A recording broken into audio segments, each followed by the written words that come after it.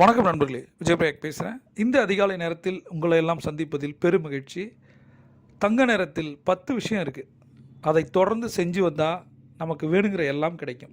கடன் இருக்கா, கடன் அடையும். உங்களுடைய கனவுகள் எல்லாம் பூர்த்தியாகும்.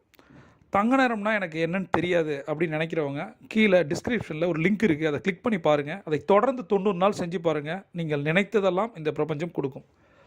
சுயக்கட்டளைகளை தொடர்ந்து சொல்லணும். சுயக்கட்டளைகள்னால் என்ன?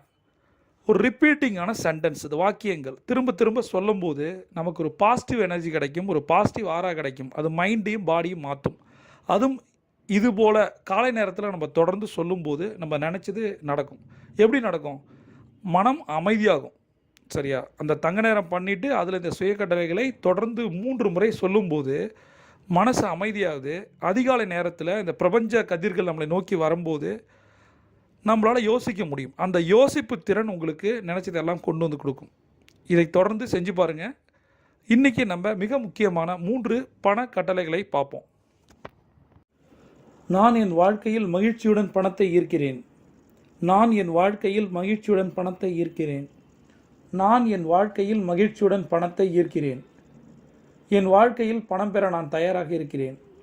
என் வாழ்க்கையில் பணம் பெற நான் தயாராக இருக்கிறேன். என் வாழ்க்கையில் பணம் பெற நான் தயாராக இருக்கிறேன். நான் மகிழ்ச்சியில் அதிக கவனம் செலுத்துகிறேன். நான் மகிழ்ச்சியில் அதிக கவனம் செலுத்துகிறேன். நான் மகிழ்ச்சியில் அதிக கவனம் செலுத்துகிறேன். தொடர்ந்து இந்த சுய கட்டளைகளை 3 தடவை சொல்லணும். 8 முறை எழுதணும். எதில் எழுதணும் அப்படின்னா, இதுக்கான ஒரு ஸ்கிரிப்ட் இருக்குது. மணிமந்திரா அப்படின்ற புத்தகத்தில் உங்களுக்கு கொடுக்கப்பட்டிருக்கு.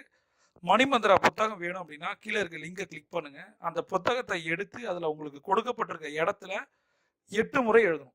இதை எழுதுவதன் மூலம் என்ன நடக்கும்? நினைச்சது எல்லாம் நடக்கும். எப்படி நடக்கும்? ஒரு இலக்கு அப்படின்னு நம்ம வைக்கிறோம், அதை எழுதும்போது தான் 50% இது சாத்தியமாகுது. அதனால தொடர்ந்து அதிகாலை இந்த நேரத்தில், அதுவும் தங்க நேரத்தில், அதிகாலை நேரத்தில், பிரம்ம முகூர்த்தத்தில் நம்ம தொடர்ந்து எழுதும்போது நம்ம மனசுல பதியுது.